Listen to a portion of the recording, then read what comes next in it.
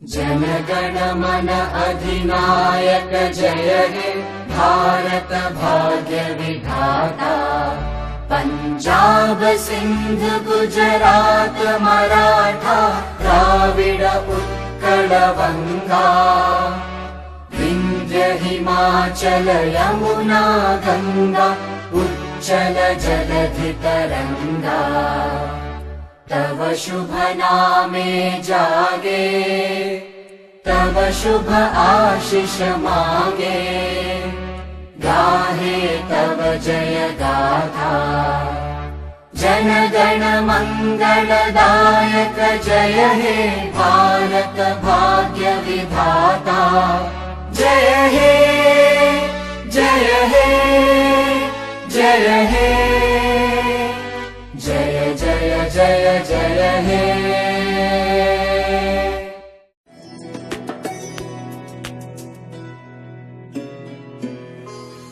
भारत एक प्रसिद्ध देश है जो प्राचीन समय से ही अपनी सभ्यता, संस्कृति, सांस्कृतिक विरासत, परंपरा, धर्म और भौगोलिक विशेषताओं के लिए जाना जाता है, जहां कई विरल परमात्मा, महात्मा एवं साधु संतों का जन्म भारत की पावन भूमि पर परमार्थ के लिए हुआ है, जिनके जीवन का उद्देश्य ही जन मानव की सहायता और लोक कल्याण ही रहा है।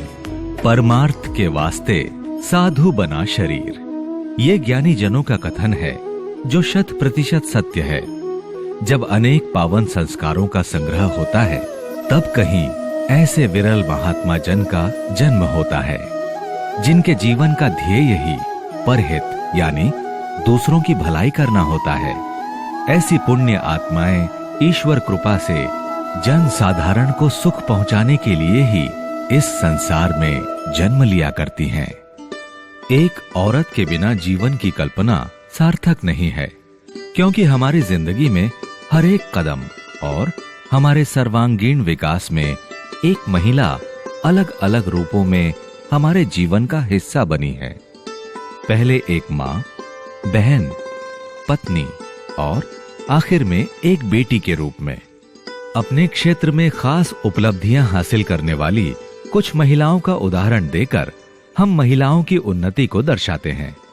सीता से लेकर द्रौपदी, रजिया सुल्तान से लेकर रानी दुर्गावती, रानी लक्ष्मीबाई से लेकर इंदिरा गांधी एवं मदर टेरेसा। करुणा और वात्सल्य की भावना से ओतप्रोत महिलाओं ने सामाजिक क्षेत्र की भूमिका को बहुत ही आत्मीय तरीके से निभाया है। हम शत शत प्रणाम करते हैं ऐसी पुण्य महात्मा को, जिनके परहित की चर्चा की जाए तो शायद हमारी लेखनी के लिए शब्दों का अभाव हो जाए।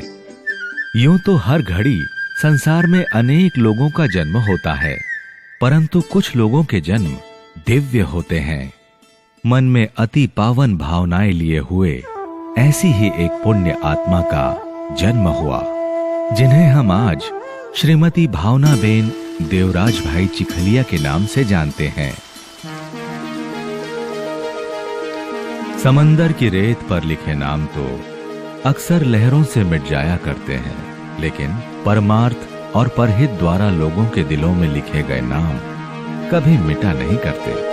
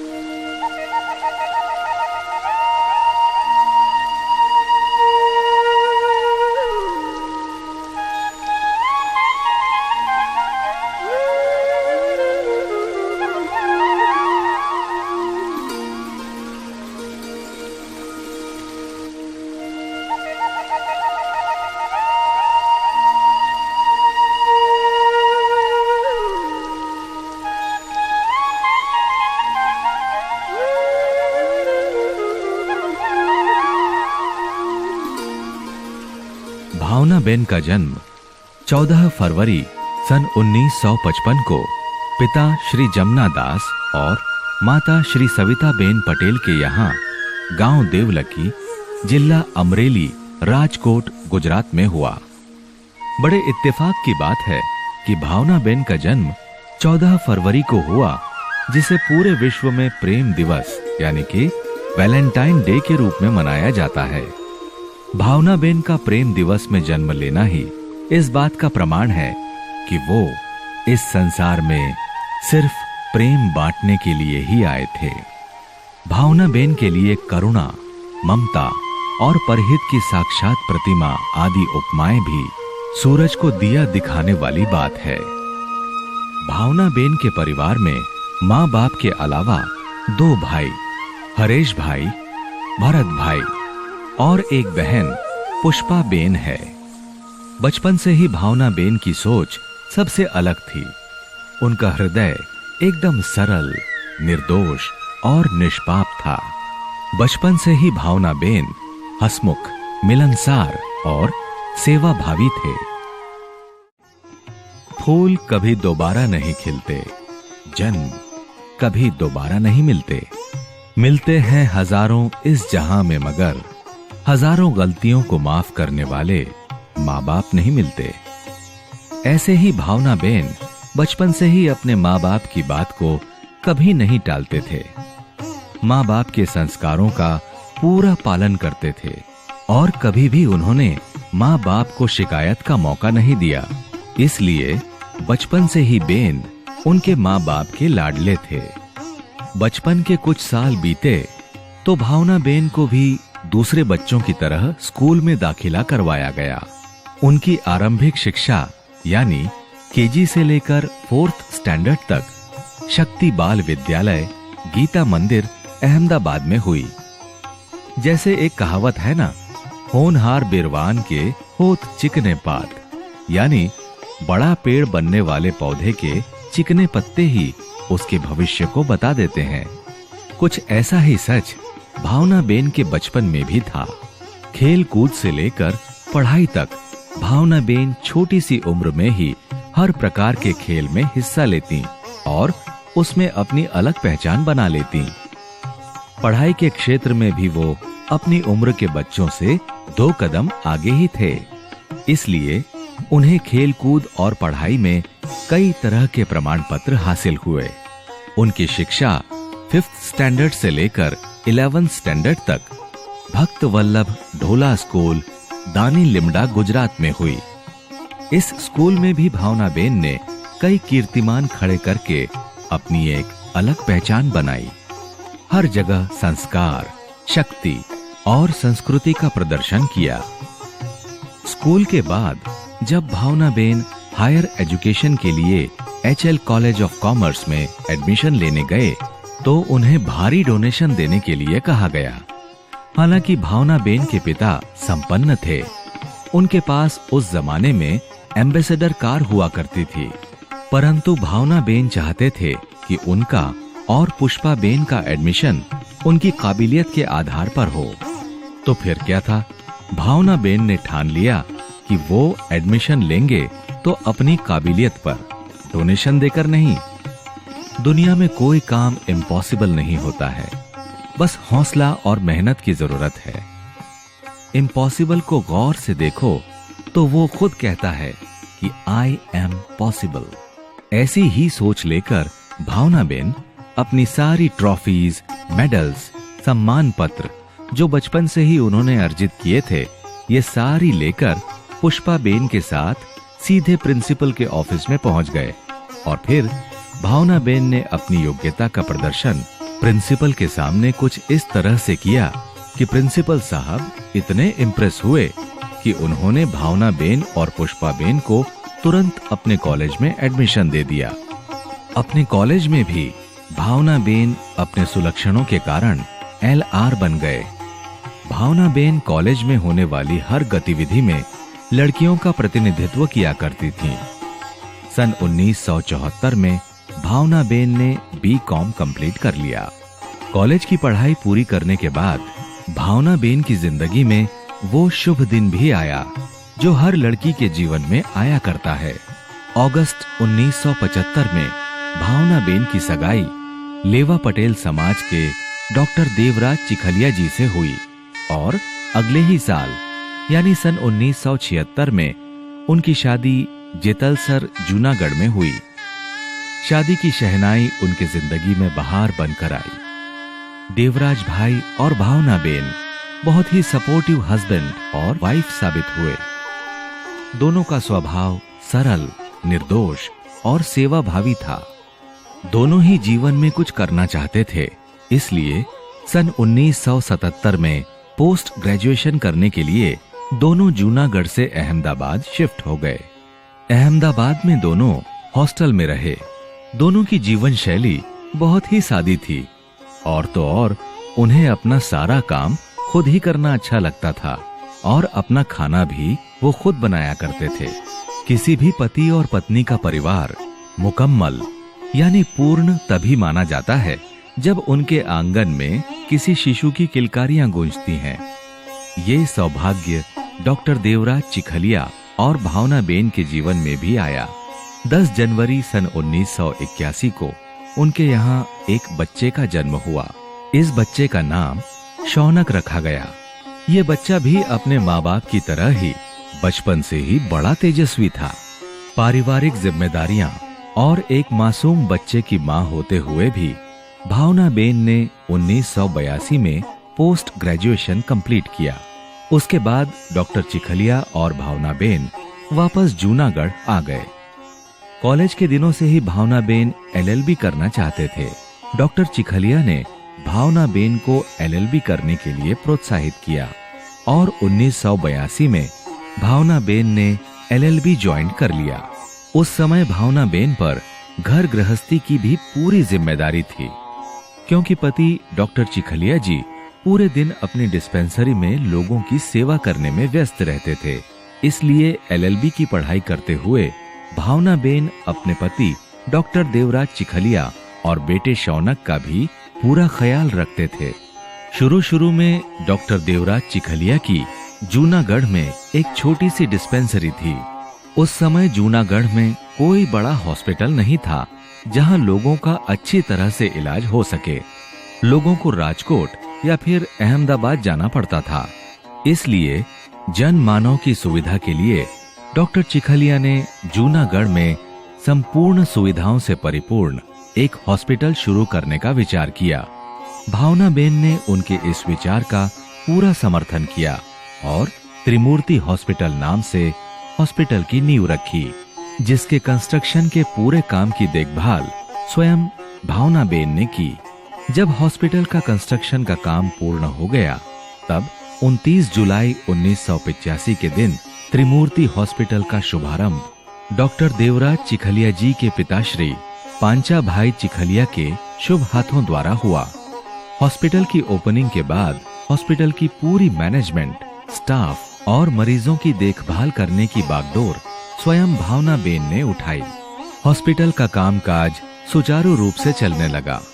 हॉस्पिटल के सारे मैनेजमेंट को देखने के साथ साथ भावनाबेन अपने सामाजिक कार्यों में भी पूर्ण रूप से कार्यरत रहते थे। डॉक्टर देवराज चिखलिया लेवा पटेल समाज से संबंध रखते थे। भावनाबेन ने अपनी निस्वार्थ समाज सेवा से हर इंसान के दिल में कुछ इस तरह जगह बना ली थी कि 1989 में लेवा पटेल समाज के एक फंक्शन में आम जनता को संबोधित करने के लिए उन्हें कहा गया। इस फंक्शन में जिला जूनागढ़ के सांसद गोविंद भाई सेखड़ा और जनता दल के चिमन भाई पटेल भी शामिल थे। दोनों ही दिग्गज भावनाबेन के समाज कल्याण और विशेष रूप से स्त्रियों के प्रति उनके विचारों को सुनकर इतने प्रभावित हुए कि उन्होंने भावनाबेन को गुजरात प्रदेश के संगठन में शामिल होने का न्योता दे दिया। भावनाबेन ने अपने पति से विचार विमर्श करके इस प्रस्ताव को सहर्ष स्वीकार कर लिया। डॉक्टर देवराज चिखलिया, जिन्होंने भावनाबेन का हर मोड़ पर साथ दिया, उन्हें प्रेरित किया और आगे बढ़ने की सलाह दी। संगठन में जुड़ते ही भावनाबेन की काबिलियत को देखकर उन्हें नर्मदा योजना की डेवलपमेंट के लिए सरदार सेना सौराष्ट्र का काम सौंपा गया। भावनाबेन ने खुद अपनी कार ड्राइव करके पूरे सौराष्ट्र का निरीक्षण किया। श्री गोविंद भाई सेखड़ा की संगत में भावना बेन ने जूनागढ़ विस्तार के करीब 1000 गांवों में जा जाकर लोगों से मुलाकात की, उनकी समस्याओं को सुना और उन्हें पूरा करने का आश्वासन दिया। और भावना बेन ने अपने से होती पूरी कोशिश करके लोगों की समस्याओं का समाधान करवाया। संगठन में उनके जुड़ने के बाद भावना बेन की कार्यशैली और लोगों के हित के लिए उनकी भावनाएं देखकर चिमन भाई पटेल की पत्नी श्रीमती उर्मिला बेन पटेल भावना बेन से बहुत प्रभावित हुए और संगत में रहकर कुछ ऐसा असर हो गया कि उर्मिला बेन भावना बेन को अपनी बेटी की तरह मानने लगे और उर्मिला बेन ने भावना बेन को आम जनता की भलाई के लिए राजनीतिक क्षेत्र में आने के लिए प्रोत्साहित किया और पूरा मार्गदर्शन दिया। 1990 में श्री चिमन भाई पटेल ने भावना बेन को जूनागढ़ जिला के माडिया मेंदरडा विस्तार क्षेत्र में विधानसभा इलेक्शन के लिए टिकट दिया। चूंकि भावना बेन का स्वभाव सीधा साधा था और राजनीतिक दांव पेंच नहीं जानने के कारण इस चुनाव में वो 5000 वोटों से हार गए। रात नहीं ख्वाब बदलता है, मंजिल नहीं कारवां बदलता है।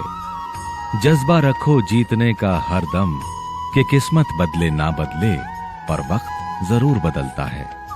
इसी सोच को रखते हुए इलेक्शन हारने के बावजूद भी भावना बेन की समाज सेवा की गतिविधियों में कोई बदलाव नहीं आया। पहले की तरह उनकी कार्यशैली चलती रही।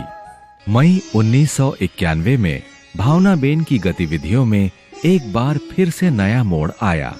भावना बेन और चिमन भाई पटेल कोई फंक्शन पूरा करके कार से लौट रहे थे। इसी सफर के दौरान भावना बेन ने चिमन भाई से कहा कि उन्हें अपने दल के कुछ कैंडिडेट में बदलाव लाने चाहिए, परंतु चिमन भाई ने बेन के उस अनुरोध को ठुकरा दिया, ये कहते हुए कि ऐसा करना संभव नहीं। इसके परिणाम स्वरूप भावना बेन उसी वक्त चिमन भाई की कार से उतर गई और बेन ने जनता दल को हमेशा हमेशा के लिए अलविदा कह दिया।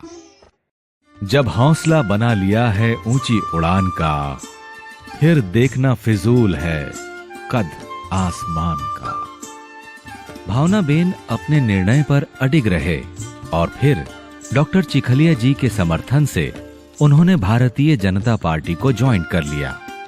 1991 में एक बार फिर वो जूनागढ़ से लोकसभा पार्लियामेंट इलेक्शन के लिए खड़े हुए, परंतु उस दौरान श्री राजीव गांधी जी की मृत्यु हो जाने के कारण चुनाव 20 दिन लेट हो गए।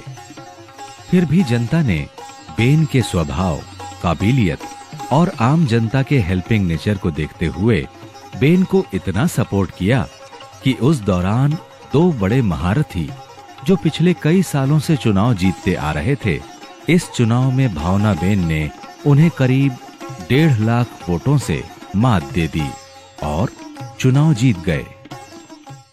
जनता द्वारा दिए गए इस सम्मान के लिए भावना बेन ने लगभग 1000 गांवों में जाकर व्यक्तिगत रूप से लोगों से मुलाकात की और उन्हें अपनी जीत के लिए शुक्रिया अदा किया।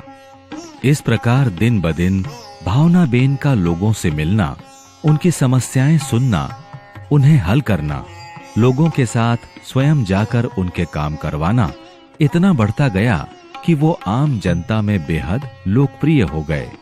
भावना बेन ने सिर्फ अपने गांव की ही नहीं बल्कि आसपास के बहुत से गांवों की समस्याओं को पार्लियामेंट तक पहुंचाया और लोगों के वेलफेयर के बहुत से सराहनीय कार्य किए। भावना बेन का इन समस्याओं को पार्लियामेंट में उठाने का अंदाज और उन्हें पूरा करने के लिए दिए जाने वाले तर्कों से प्रभावित होकर अटल बिहारी वाजपेयी जी और श्री लालकृष्ण आडवाणी जी विशेष रूप से बहुत खुश हुए। हमारी युगों पुरानी गौरवपूर्ण संस्कृति और संस्कार आज भी हम हमारे भारत देश को भारत माता कहते हैं। पूरे संसार में कहीं भी कोई अपने देश को माता के रूप में नहीं मानते हैं। एक भारतवर्ष ही ऐसा है कि जिसमें हम भारत को माता कहते हैं, धरती को माता कहते हैं और गाय को भी हम माता के रूप में स्वीकार करते हैं। गंगा को, हमारी हर नदी को हम पवित्र मानते हैं और माता मानते हैं। कहा है यत्र नार्यस्तु पूज्यन्ते रमन्ते तत्र देवताः। इसी तरीके से हमारी गुजराती में भी कहावत है कि जे कर जुलावे पारणो ते जगत पर शासन करे। 4 टर्म तक कुछ ऐसा दौर रहा कि जूनागढ़ में चाहे किसी भी राजनीतिक पार्टी का बोलबाला क्यों न हो, भावनाबेन अपनी सामाजिक सेवाओं के कारण बीजेपी की एकमात्र सीट से हमेशा जीतते आए थे। पूरे सौराष्ट्र में भावनाबेन के नाम का डंका बजता था। यदि भावनाबेन के सामाजिक एवं जनहित कार्यों की सूची की जाए तो शायद कागज भी कम पड़ जाए। 1992 में बाबरी मस्जिद आंदोलन में भारतीय जनता पार्टी के तत्कालीन लीडर्स के साथ वो कंधे से कंधा मिलाकर खड़े रहे थे। 1995 में बेन ने राजकोट के सोमनाथ तक के नैरो गेज रेलवे ट्रैक को ब्रॉड गेज ट्रैक में बदलने के लिए उस समय के तत्कालीन रेलवे मिनिस्टर श्री राम विलास पासवान जी के पास निवेदन पत्र भेजा और लगातार उसका फॉलो अप करते रहे। 8 साल से जिस क्षेत्र का मैं यहाँ प्रतिनिधित्व कर रही हूँ, राजकोट वेरावल ब्रॉडगेज सिर्फ 185 किलोमीटर की ही ब्रॉडगेज की लाइन डालनी है, जिसकी नींव पिछले सत्र में हमारी 11वीं लोकसभा में रामविलास पासवान जी वेरावल आए थे और डाली थी। लेकिन जिस तरीके से काम होना चाहिए नहीं हो रहा है और उसको जिस साल में पूरा करना है वो इस लिए नहीं होगा क्योंकि काम ही बिल्कुल धीमी गति से हो रहा है।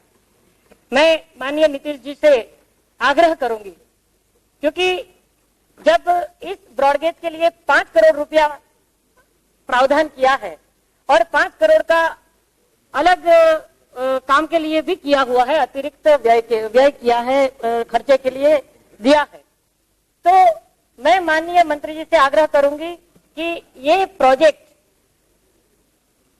जिस समय में पूरा होना है उस समय में तब पूरा हो सकता है कि वो 50 करोड़ रुपया उसके लिए प्रावधान करें। उन्होंने मुझे आश्वासन दिया है कि वो प्रोजेक्ट देखने के लिए मैं आऊंगा।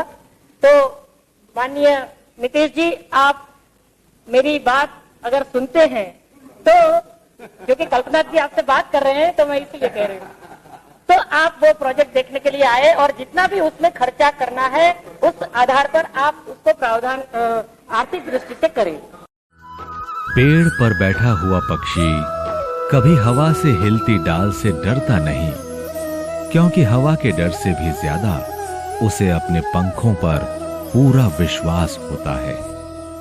ऐसे ही विश्वास और अथक प्रयास द्वारा भावनाबेन को आखिर 2003 में नैरो गेज को ब्रॉड गेज करवाने का सैंक्शन मिल गया, लेकिन बहुत कम बजट था। फिर भी अनेक अड़चने आने के बावजूद भावनाबेन ने इसे परिपूर्ण किया।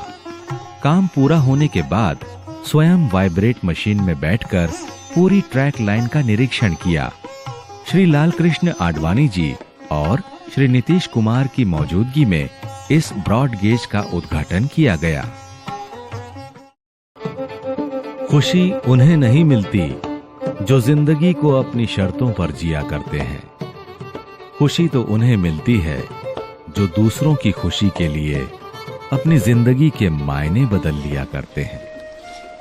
कहते हैं कि किसी परिवार से अगर कोई सदस्य बिछड़ जाए तो पूरा परिवार बेचैन हो जाता है, और जो कोई उस बिछड़े सदस्य को मिलवा दे उस परिवार के लिए वो भगवान समान हो जाता है। भावनाबेन ने बिछड़ों को मिलवाने का पुण्य भी अनेकों बार अर्जित किया। भावनाबेन के मत विस्तार के क्षेत्र में आने वाले बहुत से मछुआरे परिवारों के मछुआरे समुद्र में मछली पकड़ने के दौरान अक्सर पाकिस्तान की नौसेना द्वारा गिरफ्तार कर लिए जाते थे।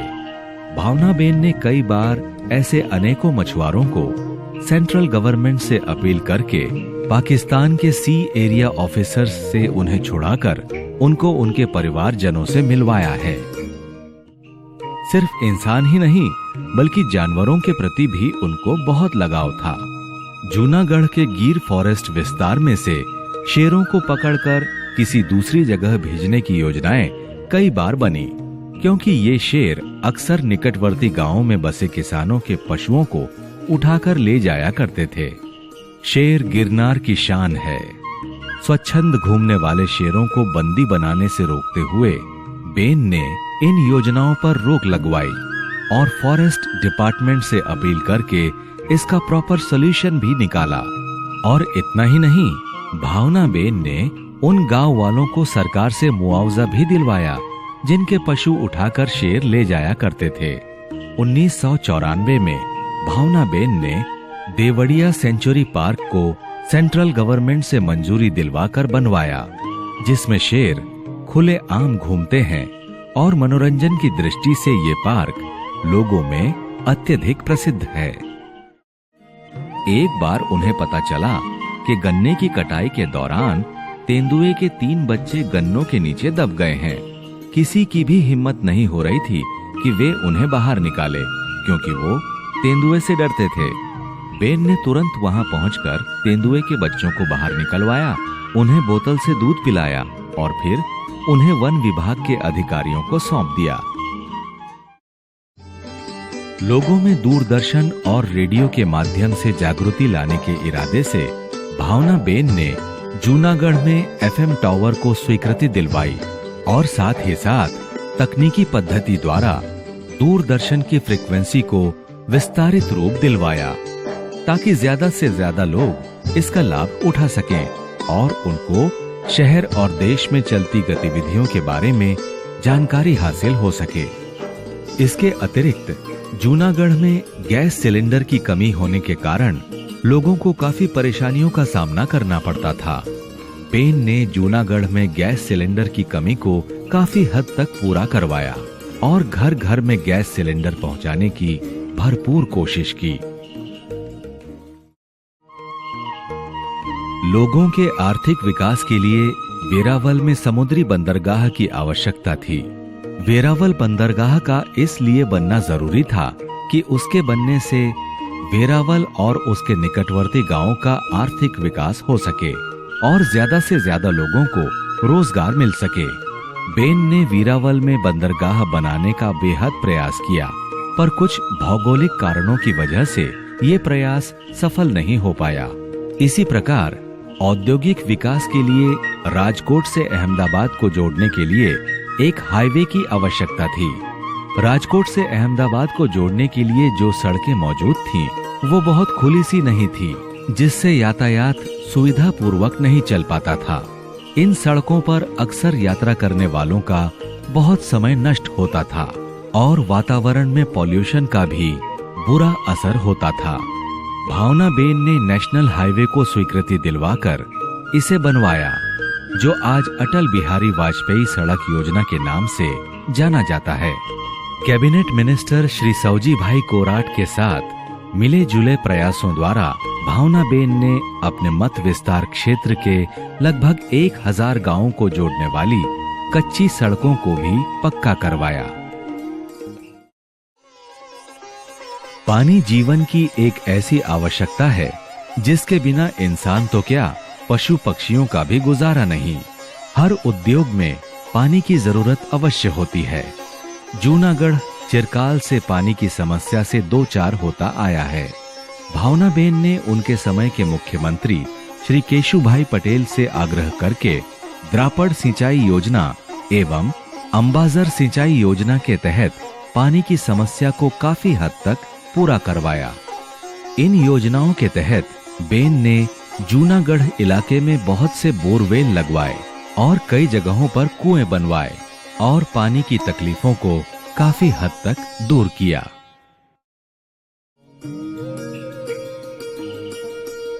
गिरनार, जो सौराष्ट्र का एक अति पावन स्थल माना जाता है, गिरनार हिंदुस्तान ही नहीं बल्कि पूरे विश्व में प्रसिद्ध है। ये सर्वनिधित है कि गिरनार यात्रा को उतना ही पावन माना जाता है जितना कि 4 धाम या अमरनाथ की यात्रा को। यहाँ श्रद्धालुओं को 10,000 सीढ़ियां चढ़ने के बाद दर्शन का लाभ मिलता है और जो लोग 10,000 सीढ़ियों को चढ़ पाने में असमर्थ होते हैं उनके लिए भावना बेन ने गिरनार में रोपवे लगवाने का अत्यधिक प्रयास किया, किंतु किसी कारणवश बेन का रोपवे लगवाने का यह प्रयास सफल नहीं हो पाया। गीर के जंगलों के विस्तार में किसानों की स्थिति बड़ी दयनीय थी। दिन में बिजली ना मिलने के कारण उन्हें रात में खेतों में काम करना पड़ता था। बड़ी तकलीफों से फसल पैदा करने के बाद भी किसानों को अपनी फसल के लिए जो सरकारी भाव मिलता था वो उनकी जरूरतों के लिए पर्याप्त नहीं था। भावना बेन ने उन किसानों को न केवल दिन में बिजली दिलवाई बल्कि उन्हें सरकार द्वारा अच्छा भाव भी दिलवाया, जिससे उन सभी किसानों का आर्थिक विकास हो सके। सन 2000 में जूनागढ़ क्षेत्र नगर पालिका क्षेत्र में आता था। जनसाधारण के विकास के लिए भावना बेन ने इस क्षेत्र को महानगर पालिका करने के लिए आंदोलन किया। आखिरकार 2003 में उनको सफलता मिली और जूनागढ़ महानगर पालिका क्षेत्र बन गया। 50 साल पुराना केशोद एयरपोर्ट जो बंद होने जा रहा था, भावना बेन ने अथक प्रयास किया कि वो बंद ना हो, पर पूरे पैसेंजर न मिलने के कारण यह प्रयास कामयाब नहीं हुआ। भारतीय संस्कृति को पूरे विश्व में पहुंचाने हेतु भावना बेन को सन 2003 में श्री अटल बिहारी वाजपेयी सरकार द्वारा टूरिज्म एंड कल्चर एवं पार्लियामेंट अफेयर्स के विभाग सौंपे गए। इस विभाग में उन्होंने सोमनाथ मंदिर की महिमा को देश विदेश तक पहुंचाने के लिए मंदिर के विकास के साथ साथ लाइट एंड साउंड शो का आयोजन भी करवाया, जिसके माध्यम से मनोरंजन के साथ साथ जनसाधारण को सोमनाथ मंदिर के विषय में विस्तृत जानकारी मिलने लगी। इसके अलावा गांव और शहर के विकास के लिए सरकार द्वारा मिलने वाली धनराशि से पक्के रास्ते, पीने के पानी के borewells, submersible pumps, overhead water tanks, छोटे छोटे पुल, अंडर ब्रिज, कम्युनिटी हॉल, सार्वजनिक एम्बुलेंस आदि जैसी सुविधाओं को अत्यधिक प्रयास करके जरूरत वाली जगहों पर बनवाया। सभी समुदायों की सुविधा के लिए श्मशान और कब्रिस्तान इत्यादि बनवाए। बेन की इन उपलब्धियों को देखते हुए श्री प्रेम शंकर पंड्या की प्रेरणा से उन्हें गुजरात हाउसिंग फाइनेंस कॉरपोरेशन के डायरेक्टर के पद पर नियुक्त कर दिया गया।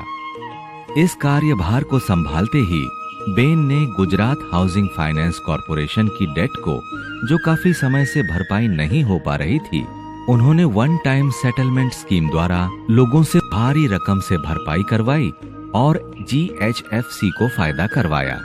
उनकी इस कार्य क्षमता की बदौलत उन्हें GHFC के बिन हरीफ चेयरपर्सन के पद पर नियुक्त कर दिया गया। 26 जनवरी गुजरात में भयंकर भूकंप का प्रकोप हुआ। उस दिन भावना बेन गणतंत्र दिवस की रस्म निभाने में संलग्न थे। श्री परमानंद भाई राष्ट्रीय ध्वज लहराने जा ही रहे थे कि उसी वक्त भूकंप के झटके हुए। भावना बेन ने ध्वज वंदन के बाद सारे सांस्कृतिक कार्यक्रम रद्द कर दिए और तुरंत प्रभावित इलाकों के निरीक्षण के लिए निकल गए, विशेष रूप से कच्छ के लिए, जहां भूकंप का ज्यादा असर हुआ था, जिससे भारी मात्रा में जानहानि और मालमत्ता का नुकसान हुआ था। बेन ने स्वयं प्रयास करके बहुत से भूकंप ग्रसित लोगों को मलबे से जिंदा बाहर निकलवाया और उन्हें अस्पताल में इलाज के लिए भेजने की सुविधा करवाई। भावना बेन की एक खासियत थी कि वो जहां पर भी जाते थे अपनी कार खुद ड्राइव करके जाते थे। वो लोगों की समस्याएं सुनते थे और यथाशक्ति उन्हें पूरा करने का प्रयास करते थे। एक बार भारतीय जनता पार्टी के अध्यक्ष श्री शंकर भाई चौधरी ने भावना बेन को उनके क्षेत्र में प्रचार के लिए 10 गांवों की जिम्मेदारी दी। बेन उस विस्तार में देर रात तक प्रचार करते थे, क्योंकि वहां पहले से ही मौजूद मिनिस्ट्री का दबदबा था। एक दिन प्रचार के दौरान एक महिला ने बेन पर हमला कर दिया। इस हमले में उन्होंने अपनी समझबूझ से उस महिला का हाथ पकड़ा और उसे पछाड़ दिया। बेन ने यह साबित कर दिया कि वो एक समाज सेविका होने के साथ साथ एक जांबाज औरत भी है। हौसलों के आगे कोई पर्दा नहीं होता, कड़े परिश्रम का कोई विकल्प नहीं होता। दिल में हो जज्बा कुछ कर दिखाने का, तो जलते दिए को भी आंधियों का डर नहीं होता। उनकी एक ऐसी ही जांबाजी की मिसाल है 1994 में, जब ऊना विस्तार में तेज बारिश के प्रकोप से भयंकर बाढ़ आ गई। पूरे ऊना शहर में पानी भर गया। भावनाबेन को इस प्रकोप की खबर मिलते ही वे उस विस्तार का मुआयना करने निकल पड़े। रास्ते में जामवाड़ा गांव में शिंगोड़ा नाम की नदी बहती थी। नदी में पूर के कारण और कोई रास्ता नहीं था। उस वक्त उन्होंने अपनी जीप रेलवे ट्रैक पर स्वयं चलाकर उस विस्तार को पार किया और बाढ़ग्रस्त इलाके में पहुंचकर लोगों की मदद की। इसके कुछ समय बाद एक बार मेंदरडा तालुका विस्तार के कैनेडीपुर गांव में दो युवा पक्षों में किसी कारणवश वाद विवाद हो गया और बात हाथापाई तक पहुंच गई। मामला संगीन हो गया था। इस बात की खबर मिलते ही बेन सारे कार्यक्रम पोस्टपोन करके उस जगह पहुंच गए और दोनों पक्षों में सुलह करवाई। यह भी एक बहुत ही साहस का कार्य था जो उन्होंने बड़ी सहजता से कर दिखाया। भावनाबेन सामाजिक कार्यों में इतने संलग्न रहते थे कि वो अपने बेटे शौनक के छोटा होने के बाद भी कभी भी किसी की भी मदद करने निकल जाया करते थे। वो सभी धर्मों को एक समान दृष्टि से देखा करते थे और किसी भी समुदाय का सामाजिक या धार्मिक कार्यक्रम जब होता था तो वो शामिल होने चले जाते थे। हमें किसी भी खास समय का इंतजार नहीं करना चाहिए, बल्कि अपने हर समय को खास बनाने की पूरी कोशिश करनी चाहिए। ऐसी विचारधारा वाली भावनाबेन एक स्त्री होने के नाते स्त्रियों की समस्याओं को भली भांति जानते थे। इसलिए उन्होंने महिलाओं के लिए हर क्षेत्र में विशेष सुविधाजनक कार्य किए। बेन ने महिलाओं के कल्याण के लिए गायत्री महिला औद्योगिक मंडल की स्थापना की, जिससे कोई भी महिला इस संस्था का लाभ ले सके और अपने आप आर्थिक सक्षम बन सके, ताकि उस परिवार में सुख और शांति बनी रहे, बच्चों को अच्छा शिक्षण दे सके और उनके सपने साकार कर सके। इसके अलावा बेन ने अनेक महिलाओं को रोजगार प्रदान करवाए। भावनाबेन ने हमेशा कन्या भ्रूण हत्या रोकने के लिए गांव-गांव में बेटी बचाओ के अनेकों अभियान किए, ताकि देश में कन्या भ्रूण हत्या पर रोक लग सके। 1952 से पूरे विश्व में सबसे पहले भारत की महिलाओं को मताधिकार मिला है, लेकिन इस स्वतंत्र भारत में महिला स्वतंत्र नहीं है। महिलाओं को मिल्कियत के रूप में देखा गया है, जाना गया है, माना गया है। नारी को किसी ने इंसान के रूप में मानने के लिए मानसिकता अभी भी तैयार नहीं की है। जो इंसान को जन्म देती है उसको इंसान मानने के लिए अभी भी हमारी ये पुरुष प्रधान समाज में मानसिकता नहीं बनी है। शिक्षा की दृष्टि से देखा जाए तो आज भी लड़के की शिक्षा के प्रति बहुत ज्यादा लक्ष्य दिया जाता है, लेकिन लड़कियों की शिक्षा के बारे में इतना ध्यान नहीं दिया जाता जितना देना चाहिए। ये तो बहुत ही अच्छी बात है कि भारतीय जनता पार्टी और उनकी सहयोगी दल, जिसने अपने राष्ट्रीय एजेंडा में कहा है कि महिलाओं को, मतलब कि लड़कियों को निःशुल्क शिक्षा प्रदान करने की योजना शुरू करने की बात कही है, जिसमें कॉलेज स्तर तक और जिसमें व्यावसायिक पाठ्यक्रम भी शामिल है। तो मैं धन्यवाद करती हूँ सरकार का कि उन्होंने महिलाओं की शिक्षा के लिए ये कदम उठाया है।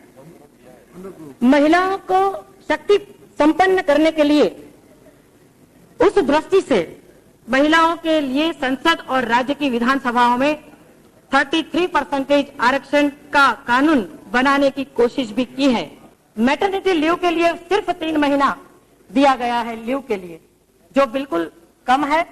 बच्चे और माँ की स्वस्थता के लिए 6 महीना कम से कम होना जरूरी है। अगर इस देश की नारी स्वस्थ नहीं होगी तो इस देश का स्वास्थ्य कैसा होगा।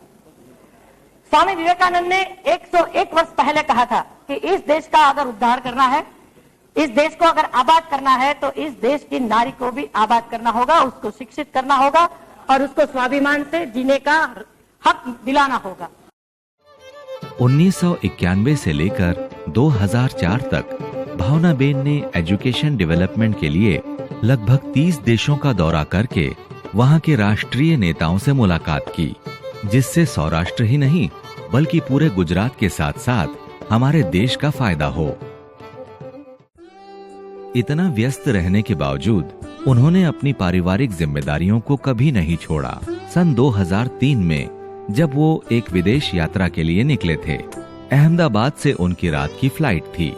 यात्रा शुरू करने से पहले ही उनको कॉल आया कि उनके पति को दिल का दौरा पड़ा है। भावनाबेन अपना सारा प्रोग्राम रद्द करके सीधे जूनागढ़ में अपने पति डॉक्टर देवराज चिखलिया के पास पहुंच गए और उनके पूरी तरह से स्वस्थ होने तक वे उनके साथ रहे। भावनाबेन को जूनागढ़ से बहुत लगाव था।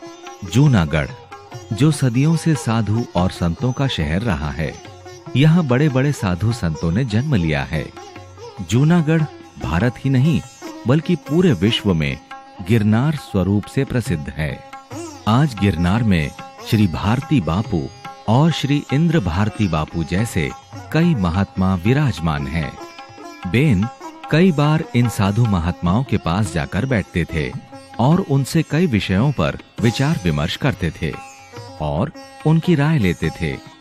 यह साधु संत महात्मा भी बेन के जन समाज के कल्याण के विचारों से और उनकी कार्यशैली से प्रभावित थे और बेन को हर बार आशीर्वाद देते थे। जूनागढ़ एक यात्रा स्थल और पर्यटक स्थल बन गया है, इसलिए वहां की आर्थिक स्थिति और भी बेहतर बनाने के लिए भावनाबेन ने श्री धीरू भाई अंबानी को व्यक्तिगत रूप से मिलकर जूनागढ़ में कुछ अच्छे प्रोजेक्ट करने की बात की, परंतु भौगोलिक स्थिति अनुकूल ना होने के कारण ऐसा हो पाना संभव नहीं हुआ। भावनाबेन खुद सरकारी डिपार्टमेंट में काम करने के बावजूद यह कभी बर्दाश्त नहीं करते थे कि कोई भी सरकारी कर्मचारी जनता पर किसी भी प्रकार का अन्याय करे। 1988 में केशोद में निकाली जा रही एक रैली पर वहां के स्थानीय पुलिस ने फायरिंग की, जिसमें कई लोग घायल हुए। इस बात की सूचना मिलते ही बेन जूनागढ़ से केशोद सिर्फ 20 मिनट में पहुंच गए, जबकि दोनों शहर के बीच में काफी अंतर है। वहां पहुंचकर उन्होंने तमाम घायल लोगों को हॉस्पिटल पहुंचवाया। इसी संबंध में केशोद की महिलाओं ने सरकारी कर्मचारी के विरुद्ध आंदोलन खड़ा कर दिया। भावनाबेन ने उन सभी बहनों को समझा बुझाकर आंदोलन रुकवाया और कसूरवार अधिकारियों के खिलाफ सख्त कार्रवाई की। इसी प्रकार सितंबर 2002 में अहमदाबाद स्थित गांधीनगर अक्षरधाम पर आतंकी हमला हुआ। भावनाबेन व्यक्तिगत रूप से वहां पहुंचे और यथाशक्ति जो कुछ भी कर सकते थे उन्होंने किया। समारोह सार्वजनिक हो, सांस्कृतिक या फिर पारिवारिक, बेन सभी में उपस्थित रहते थे और दिलचस्पी लेते थे। शिवरात्रि और गिरनार परिक्रमा के पर्व मनाने के लिए जूनागढ़ में अन्न क्षेत्र लगते थे। बेन खुद वहां आर्थिक सहायता के साथ स्वयं दूसरी आम महिलाओं के साथ बैठकर बातें करते थे और कभी-कभी तो रोटियां बनाने बैठ जाया करते थे। 22 अक्टूबर 2005 को भावनाबेन और पति डॉक्टर देवराज चिखलिया जी ने अपने बेटे शौनक की शादी करवाई। बेटे की शादी में कई बड़ी-बड़ी हस्तियां शामिल हुईं। भावनाबेन अपने जीवन काल में बहुत बड़े-बड़े और सम्मानजनक ओहदों पर रहे। उन्होंने जन कल्याण के लिए अनेकों कार्य किए, परंतु अपनी सत्ता का कभी गलत फायदा नहीं उठाया। उनकी यही विशेषताओं से संपूर्ण जनसाधारण भली भांति वाकिफ थे। भावनाबेन का व्यक्तिगत जीवन बड़ा ही सीधा सादा और अनुशासित था। रोज सुबह उठकर योग करना, फिर नहाकर पूजा अर्चना करना। उसके बाद अपने पति और बेटे के लिए खाना बनाते थे और स्वयं उन्हें परोसते भी थे। भावनाबेन अपने परिवार के साथ साथ अपने पीए, ड्राइवर और साथ में मौजूद सभी कार्यकर्ताओं को भी अपने परिवार की तरह खाना खाने के लिए आग्रह करते थे और बिना खाना खाए किसी को घर से जाने नहीं देते थे। स्वभाव से बेन हंसमुख थे।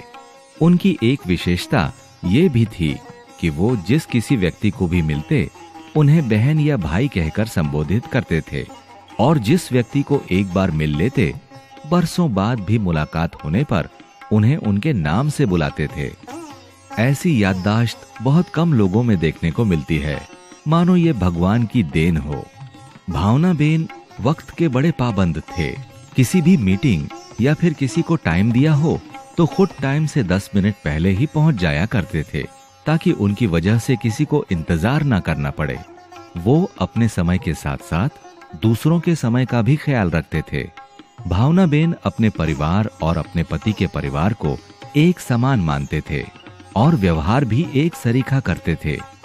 दोनों ही परिवारजनों को मिलने वे बाकायदा जाया करते थे। जब भी किसी रिश्तेदारी या जान पहचान के फंक्शन में वे जाते थे तो सबसे ऐसे घुल मिल जाते थे जैसे मानो ये उनके ही घर का फंक्शन हो। नारियों में अपरिमित शक्ति और क्षमताएं विद्यमान हैं। भावनाबेन अपने स्वास्थ्य, शिक्षा तथा परिवार, देश और समाज के प्रति जिम्मेदारी को लेकर ज्यादा सचेत रहते थे। वो हर क्षेत्र में प्रमुखता से भाग लेते थे और अपनी रुचि प्रदर्शित करते थे। अपने अद्भुत साहस तथा अथक परिश्रम तथा दूरदर्शी बुद्धिमत्ता के आधार पर विश्व पटल पर अपनी पहचान बनाई है। આપણે સૌ સેવાના એક રસ્તા પર ચાલી અને આપણને જેટલું પણ મળે એમાંથી સંતોષ માની અને આત્મસંતોષ તરફ આગળ વધીએ એવી તમને સૌને મારી અપીલ છે। જીવન માટે એવું કહેવાય છે કે દરેક શબ્દનો અર્થ તમને શબ્દકોશમાં મળી રહેશે, પરંતુ જીવનનો અર્થ એ તો આપણે જીવન જીવીએ ને તો જ એનો અર્થ મળી શકે। એટલે આપણે આપણું આ જીવન જ્યારે 84 લાખ ફેરામાંથી માનવ અવતાર મળતો હોય ત્યારે એ સેવા કરવાનો જ્યારે મોકો મળ્યો છે અને તમને તો આ એક સરસ મજાની ડિગ્રી પણ મળવાની છે।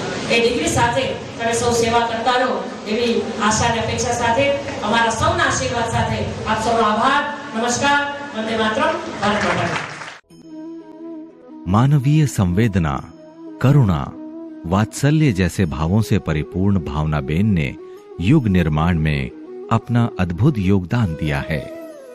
श्री अटल बिहारी वाजपेयी, श्री लाल कृष्ण अडवाणी, श्री नरेंद्र भाई मोदी, श्री राजनाथ सिंह, श्री चिमन भाई पटेल, श्री केशु भाई पटेल, जिला कक्षा के श्री सूर्यकांत आचार्य, श्रीमती हेमाबेन आचार्य, श्री गोविंद भाई सेखड़ा जैसे अनेक महानुभावों ने भावनाबेन को राजकीय मार्गदर्शन और आशीर्वाद देकर उन्हें केंद्रीय मंत्री तक पहुंचाया।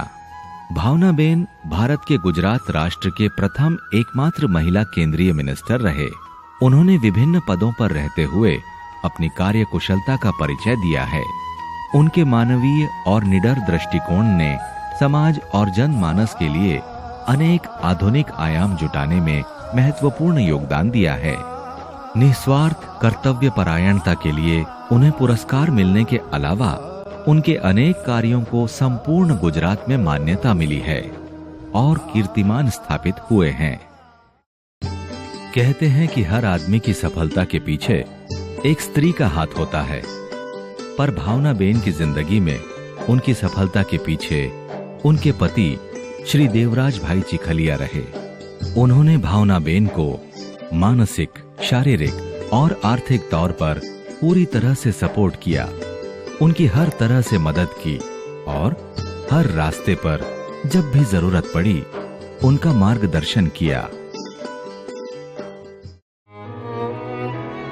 जैसे कि एक सर्वमान्य कहावत है कि अच्छे इंसानों की जरूरत जितनी इस पृथ्वी पर है उतनी ही भगवान को भी। कुछ ऐसी ही सच्चाई भावनाबेन की जिंदगी में एक कटु सत्य बनकर आई।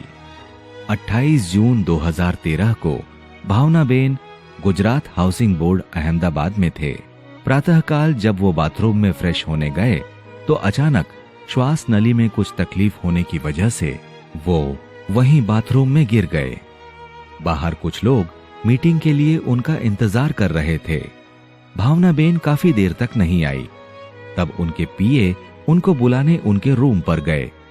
काफी देर तक रूम नहीं खोले जाने पर और कोई जवाब नहीं आने पर उनके रूम का दरवाजा खुलवाया गया। अंदर जाकर देखा तो भावनाबेन बाथरूम में नीचे पड़े हुए थे। उनको तुरंत हॉस्पिटल में एडमिट करवाया गया। उनके पति श्री देवराज भाई चिखलिया जी को तुरंत बुलाया गया।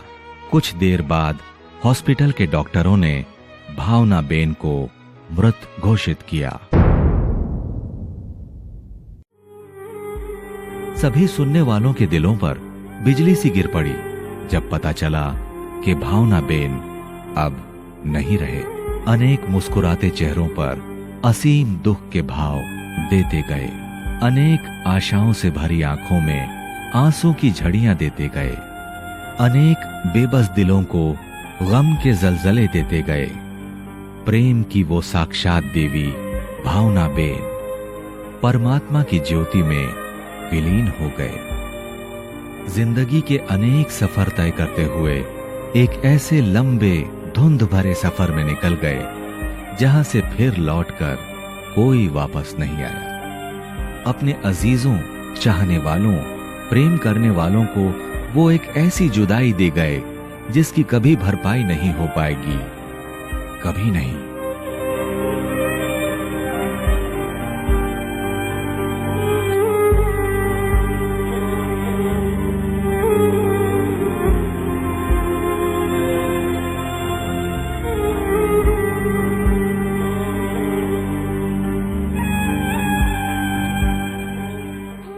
उनकी राह पर चलकर आज भी अनेक महिलाएं समाज सुधार के लिए तत्पर हैं। स्त्रियां ही हैं जो लोगों की सेवा कर सकती है, दूसरों की मदद कर सकती है, जिंदगी को अच्छी तरह प्यार कर सकती है और मृत्यु को गरिमा प्रदान कर सकती है। दरअसल परिवर्तन तो आना चाहिए आम लोगों के जीवन में। जरूरत उनकी सोच में परिवर्तन लाने की है, उन्हें बदलने की है। आम महिलाओं में परिवर्तन, उनकी स्थिति में परिवर्तन, उनकी सोच में परिवर्तन, यही तो है असली नारी शक्ति।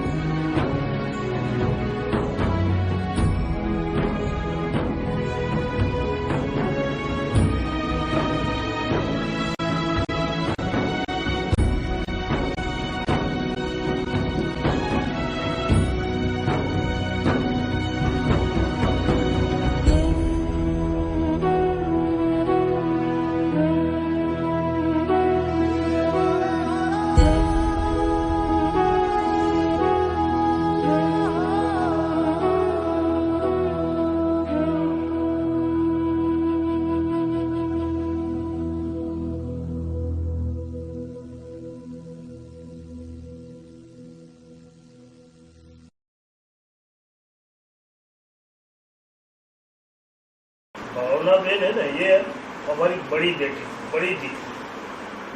हम उसको बेटी तरह से ही रखते थे, बेटी की तरह ही उसको हमने भी उसको बड़ा किया। हमारे वहाँ बहुत रही है अप टू एंड। छोटी थी तब से अप टू एंड हमारे वहाँ ही ज्यादा रही। फादर मदर नहीं थे तो हम ही उसके वाली थे। वो मंच पे भी जाहिर में वो बोलते थे कि ये मेरे फादर मदर है, और हमारी वो बड़ी बेटी थी। 3 स्टेज है। भावना, भावना चिखलिया, भावना बेन चिखलिया बचपन का है, खेल कूद का, उछाड़ का। भावना चिखलिया उसकी मैरिज लाइफ चिखलिया साहब के साथ। और तीसरा है राजकारण में आई, उसके बाद मिनिस्टर बनी, बहुमान किया भाजप ने, वो है भावना बेन चिखलिया। सोसायटी में गेम પેલા સાતોલિયું રમે, પછી બિલ્લા રમે, લખોટી રમે. મારે એને પકડવા જવી પડે કે હવે લેસન નો ટાઈમ થઈ ગયો સર. 11 के बाद कॉलेज आती थी तो बोले मुझे तो HL कॉमर्स कॉलेज में एडमिशन लेना है. मैंने बोला कि HL कॉमर्स कॉलेज में तो कैसे एडमिशन मिलेगा, वहाँ तो सब पैसे से चलता है, बड़ी बड़ी हाँ पहचान होती है, उसको मिलता है. अरे ना कैसे मिले, देख मेरा सब ये रनर सबका, ये कॉलेज का, वो सब लेके जाते चलते, जाने में क्या है, तो हम तो चले दोनों. वो 16-17 साल की थी तो वहाँ गए तो हमको तो एडमिशन मिल गया. तो बोले कि जो मैं बोलती थी ना मिल जाएगा. અમને 4 ભાઈ બહેનો ગ્રેજ્યુએશન કર્યું. એમાં હું પોતે સાયન્સ ગ્રેજ્યુએટ, મોટા બેન આર્ટ્સ ગ્રેજ્યુએટ, આ કોમર્સ ગ્રેજ્યુએટ કર્યું અમે. પછી નાનો બ્રધર તો એન્જિનિયર થયેલો. એટલે 4 ભાઈ બહેનો ભણેલા એમ. એમાં શું તમારા ફાધર છે ને ગોંડલ સ્ટેટમાં હતા, એટલે એમને 7 કે 8 ચોપડી ભણેલા. એટલે એમને ભણવાની વસ્તુ ખબર કે આ નોલેજ બેઝિક જોઈએ, નહીતર કે આગળ ના વધાય એમ જીવનમાં. એટલે એને બધાને ભણાવવા હિંમત એની બાકી કે એમાં એ પાછા ના પડે, ટાઈમ કાઢીને હાજરી આપી દે. ફાધર નું સર્કલ એ બહુ મોટું, એમના ભાગીદાર, એમના ત્યાં કોઈને ત્યાં પ્રસંગ હોય તો એ આવી જાય ખરા. કોઈ પ્રસંગ ઉપર તો અચૂક આવે, એ ટાઈમ કાઢીને આવી જાય, ગમે એવો ટાઈમ હોય ને તો આવી જાય. As a mother and being a son of that mother, I am very, very proud of for being a son of that mother who has helped a lot, not only me but society too. And just because of her help, today even if I am walking in the society with a proud, people see me with a different feelings. They see me as not just me or a human, but a person's son who has helped them in certain ways. That is something different, which I in my lifespan, if I can achieve that would be great, but she has achieved it already, and I cannot request everybody, but I will say that person may leave their body, but soul stays, their thought stays with you always, and that brings you somewhere. And if you want to be there, and if you want to learn from everybody, we have learned from a lot of people, including Gandhiji. In US, if you consider Junior Martin Luther King, certainly. So these are the person and souls will never leave the world, and they will be with us in a spirit, in a spiritual way. They will guide you. And in my life, I am really, really happy to have a soul in my family being with me even today. And she may or she will never leave me as a mother, as a friend, as a companion of my life. And that's all I will say about Bhavana Benchikalia. મારા સાસુ જેમને હું કહેતી મા શક્તિ, એમના વિશે હું શું કહું, જેટલું કહું એટલું ઓછું છે. એમની લાઈફમાં કેટલી બધી ડિફિકલ્ટીઝ આવી છે, છતાં બી એટલા આગળ ગયા અને એકદમ આયન લેડી જેવા છે, આયન લેડી જેવા હતા અને બધાને ઇન્સ્પાયર કરતા હતા. છતાં બી હંમેશા હસતા ને હસતા. એમની ડિક્શનરીમાં ક્યારેય ઇમ્પોસિબલ જેવો વર્ડ નહોતો. ઓલવેઝ હિંમત આપે. હું થોડી ઢીલી એટલે મને ઓલવેઝ હિંમત આપતા કે તુલસી આ થઈ જ જશે, ડોન્ટ વરી. અને મને કહેતા બેટા જેટલું થાય એટલું કરવાનું, કંઈ ચિંતા નહીં કરવાની, એટલે દીકરીથી વિશેષ રાખતા.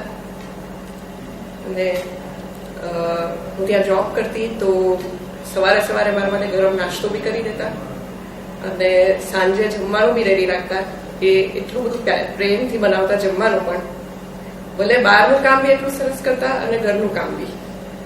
એટલે એવા બહુ ઓછા લોકો હોય જે બધું જ બેલેન્સ જાળવી શકે એવી રીતે અને આટલી સરસ રીતે બધાને હિંમત આપતા અને હસતા. જયારે એમનું આ બધું થયું ત્યારે વિશ્વાસ જ નતો થતો કે આવું થઈ ગયું છે એમને. હજી બી વિશ્વાસ નથી થતો કે અમારી વચ્ચે નથી અત્યારે. અને સૌથી વધારે મને ફીલ થાય કે હું જયારે રેનાઈશાને જોઉં તો એ કહેતા બેટા એ હમણાં ચાલવા માંડશે, હમણાં બોલવા માંડશે, પણ એ સ્ટેજે જોઈ ના શક્યા. પણ તેમ છતાંય મને લાગે કે ઓલવેઝ અમારી સાથે છે. જેમ રેનાઈશા મારી સાથે છે તો એ રેનાઈશામાં છે કે જે બધું રેનાઈશા કરતી હોય she is just like a dadi. એટલે એ રીતે it feels good. But otherwise we miss her a lot. And it is unbelievable what happened. But she'll always be the Ma Shakti of our life. मैं भावेश प्रवीण भाई शाह, भावना बहन देवराज भाई चिखलिया के बारे में मुझे कुछ कहने का मौका मिला है। भावना बहन को हमने सब रूप में, यानी स्त्री के जो रूप होते हैं, माँ, पत्नी, फर्ज, देशभक्ति उनके खून में थी, तो देश में जो उनकी फर्ज थी वो भी कैसे निभाना, वो सब बहुत नज़दीक से देखने का मुझे मौका मिला था। थोड़े बहुत समय उनके साथ काम करने का भी मौका मिला, जो मैं मेरे जीवन भर मेरी ये अरदास रहेगी। जूनागढ़ वासी कहते थे कि उनके ससुर के वो सबसे बहुत प्यार करते थे। उनको देखने के लिए कभी कभी वो दिल्ली से जूनागढ़ पहुंचते थे, ससुर को देखते थे। वो कहते थे कि मुझे उनमें मेरे पिताजी दिखते हैं। और ससुर को भी मीन्स यात्रा करने का अगर इच्छा हुई तो मैंने देखा है कि वो उनको यात्रा करने ले गए थे। बच्चा छोटा था तो उनका भी ध्यान रखते थे। यानी भावना बहन से कुछ सीखना है तो ये नहीं कि स्त्री कुछ नहीं कर सकती। हमने आज से 20 साल पहले उनको स्त्री का काम करते हुए नारी जो कर सकती है वो उनके रूप में देखा था। और उनके बारे में दिल्ली वासी यानी पॉलिटिकल में हमने वाजपेयी जी को अपने मुंह से कहते हुए सुना है कि भावना तो हमारे भाजपा की शान है। એ દિવસો મને યાદ આવે છે. એમણે દરેક ચૂંટણી, દરેક જાહેર સભાઓની અંદર, ગ્રુપ મિટિંગોની અંદર અને જ્યાં જ્યાં પ્રચાર કરવા જાય ત્યાં અમે લોકો જતા ત્યારે હંમેશા એ મને બધા પ્રજાની સમક્ષ મોટાભાઈ તરીકે સંબોધતા કે હું મારા મોટાભાઈની સાથે આ ચૂંટણી લડી રહી છું, એનો મને આનંદ છે. આ વાક્ય સૌથી પ્રથમ બોલતા. અને મેં ભાઈ બહેન ખૂબ સારી રીતે ચૂંટણી લડ્યા અને પ્રજાએ અમને બંનેને, ભાવનાબેન અને મને બંનેને ખૂબ સારા માર્જિનથી લીડ પણ અપાવી. જૂનાગઢ તાલુકા ભારતીય જનતા પાર્ટીનો પ્રમુખ હતો. એને સૌ પ્રથમ લોકસભાની ટિકિટ મળી. ચૂંટણી પ્રચારના પ્રથમ દિવસે જૂનાગઢ તાલુકાથી શુભ શરૂઆત અમે કરી હતી પ્રચારની. સવારે પ્રભાત પૂજથી શરૂ કર્યું, બપોરે બિલખા પહોંચ્યા. બપોરના સમયે પછી નક્કી એવું કર્યું કે ઘરે જમી લઈ. અમે ઘરે આવ્યા, રસોઈ બનાવવા માંડ્યા. તો બેન પણ અમારા બૈરાઓની સાથે રસોડામાં જઈ અને રસોઈ બનાવવા માંડ્યા. ઉમેદવાર તરીકે પણ એની ભૂમિકા એવી હતી. ચૂંટાઈને આવ્યા પછી પણ કોઈ ગામડે પ્રવાસમાં જઈએ તો ગમે ત્યાં કોઈ પણ મોટી ઉંમરના બહેનો હોય, માતાઓ હોય તો ફટ ઘરમાં જઈને એની યારે મળે, નીચે બેસી જાય. શાક સુધારતા હોય તો એના ભેગા શાક સુધારવા બેસી જાય. કોઈ સમૂહ લગ્નનો પ્રસંગ હોય તો ગમે ત્યાં બૈરાઓ સાથે બેસીને હળી મળીને બેસે, વાતું કરે. હસમુખો સ્વભાવ હતો, મળતાવડો સ્વભાવ હતો. પોતે એક્ટિવ અને સ્પિરિટવાળા હતા. 30 ડિસેમ્બરે જયરામ રમેશજીની ઓફિસમાં મળવાનું નક્કી કર્યું અને પૂર્વ ટાઈમ લીધા વગર હું ને બેન બંને ત્યાં તેમની ઓફિસમાં ગયા. ત્યારે તેઓ કુદરતી અમને મળી ગયા અને ત્યારે અમે એમને ફરી યાદી આપી કે આપે જૂનાગઢની મુલાકાત લેવાનું પ્રોમિસ આપ્યું હતું પણ હજુ આવ્યા નથી, એ અમે તમને યાદી આપવા આવ્યા છીએ.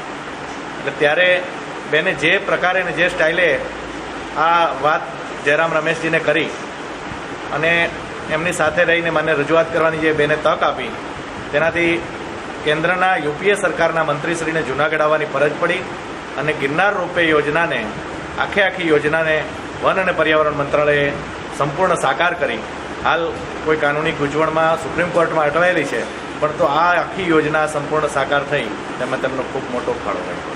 સંસદ સભ્ય જેવી વ્યક્તિને આખા જિલ્લાની અંદર નાનામાં નાનો માણસ પણ એને ઓળખે એના એવા કેટલાય દાખલા. એક વખત અમે આકોલવાડીથી મુંડોના જતા હતા ચૂંટણી નાકા છે, એમાં એક બેન માથે ભાત લઈને વાડીએ જતા હતા. એમના હાથમાં નાનકડી બેબી હતી, એ હાલ્યા જતા હતા. બેને ગાડીને બ્રેક મારી અને અમે પૂછ્યું, બેના ક્યાં વાડીએ જાય છે? તો કે જા. તો કે આખું હું કોણ છું? તો કે ભાવનાબેન ચીખલિયા. ત્યારે અમે લોકો અચૂરિત થઈ, એક આવડી નાની ગામડાની છોકરી પણ 1000 ગામડા જે જિલ્લાના છે ભાવનાબેનને ઓળખે છે. સાહિત્ય જગતમાં એક દોહો છે કે મીઠપવાળા માનવી જગ છોડીને જાહે, પછી ઘર ઘર એની યાદી થાય. એક ભાવનાબેનમાં એના શરીરમાંથી કોઈ દી હાડી ન ઉતરી અને એક કોઈ દી જીભાનમાંથી હલકી વાણી ન ઉતરી. આ બે વસ્તુ એમનામાં એવી હતી, હસમુખો ચહેરો અને એના નામ એટલા મેં આપને કીધું કે ભાવ ના જાગે જેની ઉપર, એનું નામ એવા જ ગુણ છે. નકર રાજકીય ક્ષેત્ર એવા હોય છે કે અમુક ચૂંટણીઓના માહોલ એવા હોય છે કે એ અમુક પૂરતું જ મર્યાદિત હોય. જ્યારે ધારાસભ્યની ચૂંટણી હોય કે લોકસભાની ચૂંટણી હોય તો એમાં બે પ્રકાર હોય છે. એમાં ગામડાના માણસોને જીતવાના હોય ને શહેરના માણસોને જીતવાના હોય. એમાં અભણ માણસોને જીતવાના દિલ હોય અને ભણેલાઓને જીતવાના હોય. અમારા અનુભવ એવી વ્યક્તિઓ બહુ ઘણી ગાંઠિયું હોય છે. એમાંનું જો કોઈનું નામ હોય જુનાગઢ જિલ્લામાં, મારી પહેલાં જેમ વડીલોએ કીધા મારા કરતાં એમનો ઘણો એમની પાસે અનુભવ, એમ ભાવનાબેન ગામડામાં જાય તો એનો ભાવ એટલો જ જાગે, લોકોને એના ઉપર જાગે ને એના ઉપર જાગે. શહેરમાં ક્યાંય સભા હોય તો ભણેલા માણસો હોય એની રીતે. બીજી વાત એ છે કે એના વક્તવ્યમાં બે વસ્તુ દેખાતી, ગામડાની ભાષામાં હોય ત્યારે ગામડાકીય વાતો કરતા અને શહેરમાં હોય ત્યારે એને એ પ્રમાણે બોલતા. ભાવનાબેન ચીખલિયાએ પોતાની અંદર પોતાના નિયમો કાયમ કરાવ્યા છે અને એ એક મહિલા તરીકે આ અત્યારે પણ મને એવું લાગે છે કે એને જે કર્યું અને એ જે કરી ગયા એક મહિલા તરીકે કરવું ખૂબ જ અઘરું છે. એમણે જ્યાં આકરા નિર્ણયોની જરૂર પડી ત્યાં એમણે ખૂબ જ કડક નિર્ણયો પણ લીધા છે. એમના ડેરિંગ અને એમનો જે બોલવાનો પાવર હતો એથી આપણે બધા વાકેફ છીએ. પણ મારે એ કહેવું છે કે ભાવનાબેનની સાથે હું રહી ત્યારે એને એ પણ શીખડાયું છે મને કે ક્યારેક મહિલાઓએ ખૂબ જ લાગણીથી પણ નિર્ણયો લેવા પડતા હોય છે. એક મા તરીકે નિર્ણય લેવાના થતા હોય છે. સમાજની અંદર જ્યારે જ્યારે મહિલાઓ પર અન્યાય થયો છે, અત્યાચાર થયો છે, ત્યારે પ્રેક્ટિકલ થવાની જરૂર હતી. ત્યાં ભાવનાબેન પ્રેક્ટિકલ થયા છે. પણ એકદમ જ્યારે લાગણીની જરૂર હોય ત્યારે તેને બધાને, મહિલા મોરચાની તમામ બહેનોને, સમાજના તમામ વર્ગની બહેનોને એમણે હૂંફ આપી છે. જેમ કે કોઈને ત્યાં કોઈનું અવસાન થયું હોય, કોઈને ત્યાં કોઈ બેન બીમાર થઈ હોય, કોઈ પણ મહિલાને ગાયનેકનો કોઈ પણ પ્રોબ્લેમ હોય, નાની અમથી વાત હોય તો ભાવનાબેન બીઈંગ અ લેડી ત્યાં જતા એમને સાંત્વના દેતા, એમના સમાચાર પૂછતા, એમને આર્થિક અને એમના ઘર પરિવારને શું જરૂરિયાત છે એ પણ ભાવનાબેન પૂછતા. અને એ બિલકુલ એણે એ જાહેર નહોતું થવા દીધું કે હું રાજનેતા તરીકે આવી છું કે હું MP તરીકે અહીંયા આવી છું, પણ એ જઈને એમ જ કહેતા કે હું એક મહિલા છું, હું નહીં સમજી શકું તમારો પ્રશ્ન તો કોણ સમજશે. ભાવનાબેન ચીખલિયાની સાથે મારા મોટા બેન તરીકે 1985 થી સંબંધ, એ જયારે રાજકારણ બનતા ત્યારથી, અને ત્યારે હું મહાનગરપાલિકાનો કોર્પોરેટર હતો. ત્યારે ભાજપની બોડી હતી, નરસિંહભાઈ પઢિયાર પ્રમુખ હતા અને ભાવનાબેન સંસદ સભ્ય હતા. હું કોંગ્રેસમાં હતો છતાં હું તેમની પાસેથી ગ્રાન્ટ લઈ આવતો. ભાવનાબેનના નામે આજે પણ અમારા આંબેડકરનગરમાં 10-12 બોર કર્યા છે અને નામની તકતી પણ મૂકી છે. ત્યારબાદ ગત બોડીમાં હું મેયર તરીકે હતો અને ભાવનાબેન સભ્ય તરીકે હતા. ત્યારે પણ અમારા મોટા બેન તરીકે અમારું ધ્યાન બહુ રાખતા હતા. ભાવનાબેનનો સ્વભાવ પણ સારો અને લોકોના પ્રશ્ન માટે પછી ગમે પાર્ટીનો પ્રશ્ન હોય એ હાજર રહેતા. તે ઉપરાંત ફેથલી બાપા ચાવડા જે સ્વર્ગવાસી છે એનો સુભાષ ટ્રસ્ટની અંદર પણ અમે આર્ય બેનની સાથે ભેરા બેસતા અને બેનનો સ્વભાવ સારો. બેન સંસદ સભ્ય રહ્યા ત્યારે કોઈ પણ પાર્ટીને જોયા વગર જે વિસ્તારમાં જરૂરિયાત હોય એને ઘણી બધી ગ્રાન્ટ આપી છે. અને હું ભાવનાબેન સાથે 15 વર્ષથી મારી એને સંબંધ છે અને પોતે અમે સામાજિક કાર્યકર ભાવનાબેન સાથે ઘણા મને જાણવા સારું એવું મળ્યું છે. એનું દ્રષ્ટિ એવી સરસ એને પોતાની હતી કે મને એને પોતે એટલો અને બધા સાથે ગામો ગામ ફરીને સેવા કરી છે. માણસોના પ્રશ્નો સાંભળતા પોતે બધાને મદદ કરી છે. જેને એમ થાય કે જરૂરિયાત છે, જેને રોજગારી નથી, જે ઘરમાં એને પોતાને સાંભળ્યા છે. એને એવું નથી રાખ્યું પોતાને કે કોઈ મોટા કોઈ નાના, બધા સમાન છે. પોતે હતા મંત્રી હતા પણ એમને મંત્રી જેવું નહોતું, ઘર જેવા સંબંધ. કામના ક્લાસ ચલાવેલા છે, સીવણના ચલાવેલા છે, પછી એમ્બ્રોઇડરીના ક્લાસ ચલાવેલા છે, ઇલેક્ટ્રિકના બહેનોના ચલાવેલા છે ક્લાસ, રેડિયોના રિપેરિંગના બહેનોના ભેસામાં બધે. એમ કે જે બહેનોને જરૂરિયાત હતી જે કામની કે અમારે આની જરૂર છે, એવું નથી પુરુષ જ કરી શકે. પોતે સ્ત્રીએ બધું કામ કરે છે. ફ્રીજ રિપેર સ્ત્રી કરી શકે. શું કામ એને બોલાવવાનો જવાબ પડે? એના ક્લાસીસ અમે કરાયા છે. કોમ્પ્યુટરના ક્લાસના બહેનોને અમે કરાયો છે 25-15 વર્ષ કે પોતે અમે કોમ્પ્યુટર ક્લાસીસ અમે શીખવાડતા કે તમારા ગામડામાં શેની જરૂર છે, તમારે શેની વર્ક કરે છે, તો કે અમારે ઇલેક્ટ્રિક, તો અમે ઇલેક્ટ્રિક ક્લાસ ચાલુ કરીએ છીએ. ખરા સાથે અમારા કંઈ પહેલાં પાર્ટીમાં હતા નહીં એટલા સમય, પણ એ નાતો બંધાયો, નાતું છબર સુધી રહ્યો. ભાવનાબેન સતત કામ કરતા રહ્યા. ઘણી વખતે અમે એમને કહેતા કે ચકલી ક્યાં ઊંડે છે. એટલે એટલું બધું એનું ફરવાનું હતું જે જરૂરી હતું જાહેર જીવનમાં, અને ભાજપને માટે પણ જરૂરી હતું, જાહેર જીવન માટે પણ જરૂરી હતું. જેથી કરીને લોકસંપર્ક એમની હોય. તેણે જે લોકસંપર્ક કર્યો એ જબરદસ્ત લોકસંપર્ક. એક બહેન ન કહેવી શકે એટલો લોકસંપર્ક એને કર્યો. પછી તો ધીરે ધીરે પાર્ટીના ઘરેમાં આવતા ગયા, પાર્ટીના મહિલા મોરચાની અંદર કામ કરવા માંડ્યું. એટલે એ રીતે બહેનોની સાથે બધું ને બધું આવતા ગયા. ચૂંટણીઓની અંદર ફૂલ ફ્લેજેજ એમને જ્યાં મૂકવામાં આવ્યો, પછી બનાસકાંઠામાં મૂક્યા હોય તો ત્યાં જાય, ગોધરા મૂકે તો ગોધરા ગયા હોય, પણ સતત કામ કરતા રહ્યા. નર્મદાની રેલી નીકળી ત્યારે સરદાર સેનાના પ્રમુખ તરીકે ભાવનાબેને સરદાર સેનાના પ્રમુખ તરીકે નર્મદા રેલીનું આયોજન કરેલું. એમાં ગુજરાતમાં પહેલી મહિલા એવી હતી કે જેને સરદાર સેનાના પ્રમુખ તરીકે મૂક્યા હતા. અને નર્મદા રેલી અને નર્મદાની ઊંચાઈ વધારવા માટે જે મહેનત કરી હતી એ રેલીમાં અમે પણ ભાગ લીધો હતો.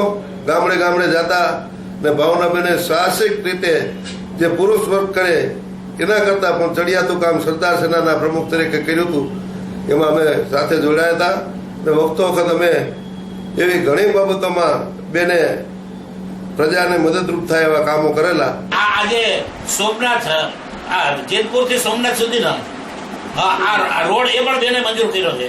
અને બ્રોડગેજ રેલવે લાઈન સોમનાથ સુધી અડવાણીજી અને બેન સાથે રહી અને દર વખતે અડવાણી દર વર્ષે આવતા સોમનાથ, એટલે બ્રોડગેજનું કામ એ બેન વખતે એ આખું બ્રોડગેજ અમારી પૂરી થઈ. અને અત્યારે અમારે 10 જવામાં 10 આવવામાં ગાડીઓ મળે છે એ પ્રતાપબેનનો છે. ખરેખર બેને પૂરેપૂરી એમાં મહેનત કરી અને પૂરું કામ કરેલ છે. બધાએ જબર પ્રતિસાદ આપ્યો તેઓ લોકસભામાં ચૂંટાયા.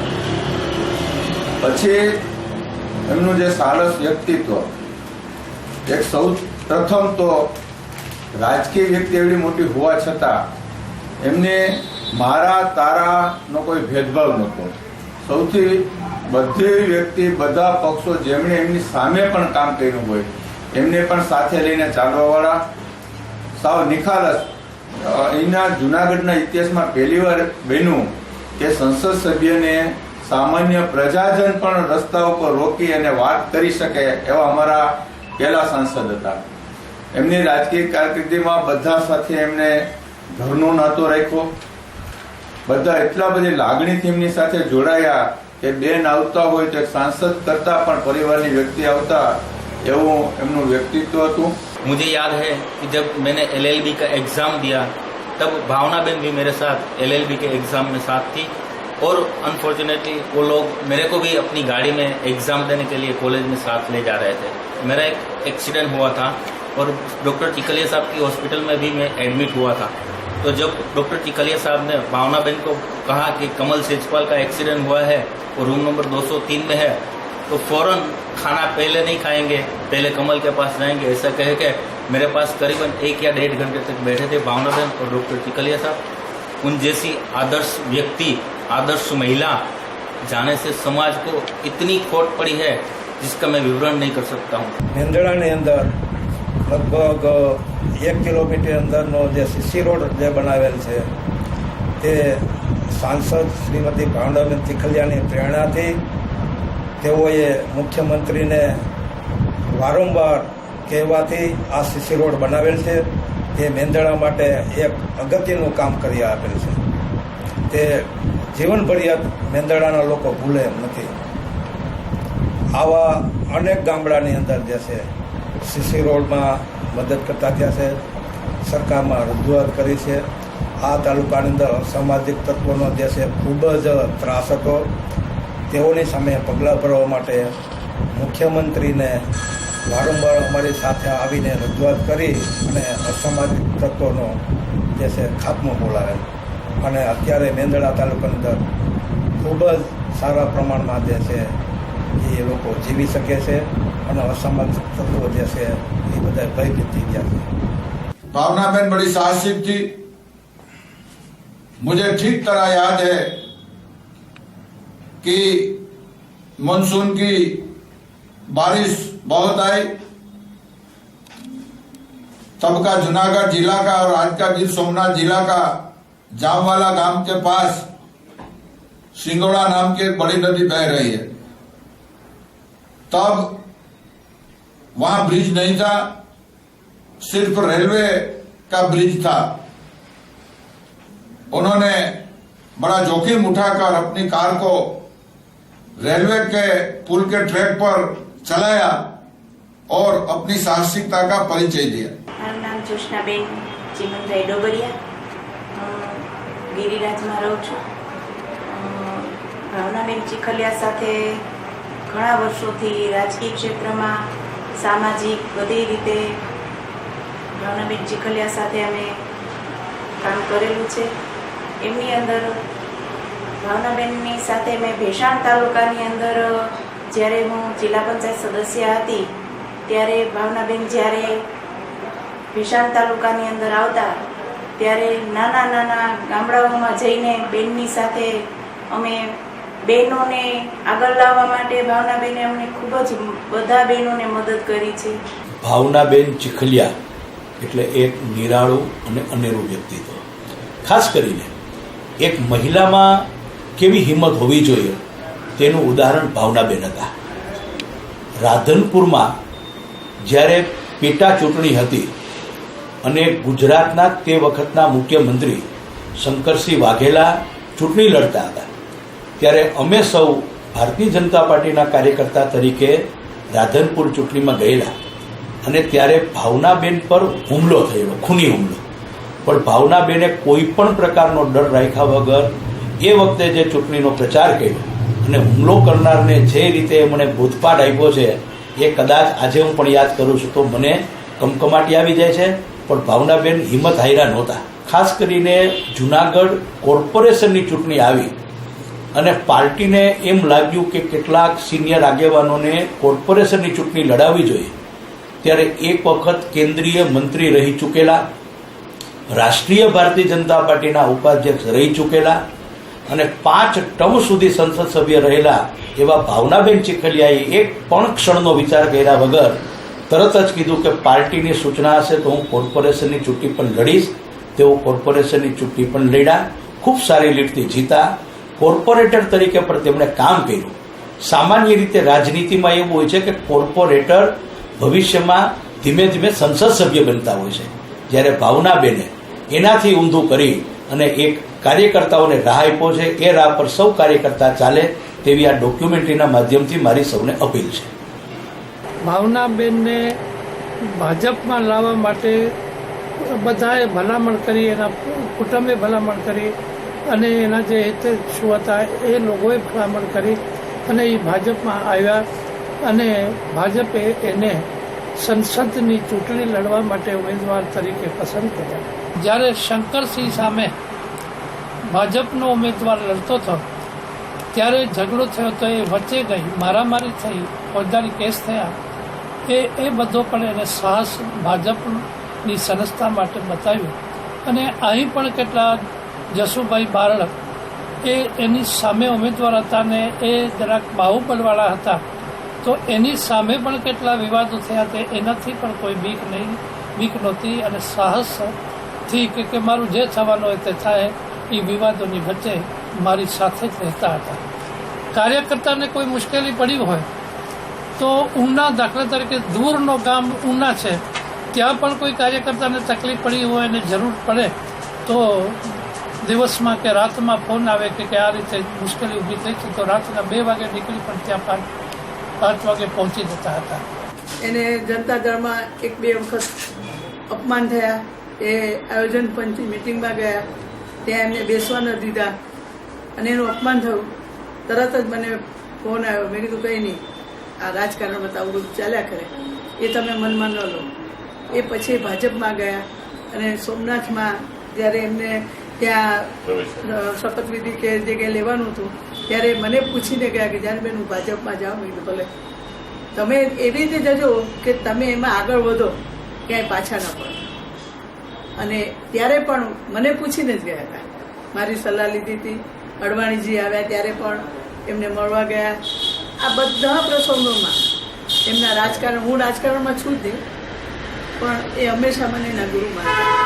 સમાધાન પંચમાં, જિલ્લા મહિલા મંડળના ગરબામાં, પછી જ્યાં જ્યાં ક્યાંય પણ એવી પ્રવૃત્તિ હોય એમાં હું ભાવનાબેનને મારી સાથે જ રાખતી અને ભાવનાબેન મારી સાથે રહેતા. ભાવનાબેન ચીખલિયા અમારી સંસ્થામાં 1995થી સંકળાયેલા હતા. એ સૌ પ્રથમવાર 1995માં એને ડિરેક્ટરની ચૂંટણી લડ્યા અને પ્રથમ વખત લડીને ચેરમેન થઈ ગયા હતા. એ બેનની કાર્ય પદ્ધતિ અને એમના મૌલિક સ્વભાવના કારણે બોર્ડ ઓફ ડિરેક્ટરમાં સર્વાનુમતે 1995માં ચેરમેન તરીકે ચૂંટાયેલા હતા. તે સમય દરમિયાન અમારી સંસ્થાના કર્મચારીઓના પગાર વધારાના પ્રશ્નો, પ્રમોશનના પ્રશ્નો, એ બેને કોઈ પણ જાતના દ્વેષ વગર અને કોઈ પણ જાતની પાર્શાલિટી વગર એમને જે કર્મચારીઓને હક હતો એ તમામ કર્મચારીઓનો હક અપાવે અને પગાર વધારાની જે અમારી ખૂબ જ જૂની માગણી હતી એ બેને અમારી તમામ કર્મચારીઓની એ માગણીની પૂર્તતા કરેલ હતી. અને 2010થી 2013 સુધી આ સંસ્થામાં ચેરમેન તરીકે રહ્યા અને તે સમય દરમિયાન આ સંસ્થાની ઉત્તરોત્તર પ્રગતિ કરવામાં એમનો મોટો ફાળો છે. હાલ અમારે LIC જોડે એક વ્યાજ રાહતની સ્કીમ ચાલે છે. એ વ્યાજ રાહતની સ્કીમ માટે બેન પોતે પર્સનલ બોમ્બે LICમાં, NCHFમાં વાઇસ ચેરમેન હતા. એમની યોગદાનની રૂએ એમને LICના અધિકારીઓ જોડે સતત સંપર્કમાં રહી અને એમણે આ કામ હાથમાં લીધું હતું અને લગભગ બેનના 28/6 સુધીમાં એ કાર્યમાં ઘણી પ્રગતિ થઈ. હાલ એ પોઝિશન છે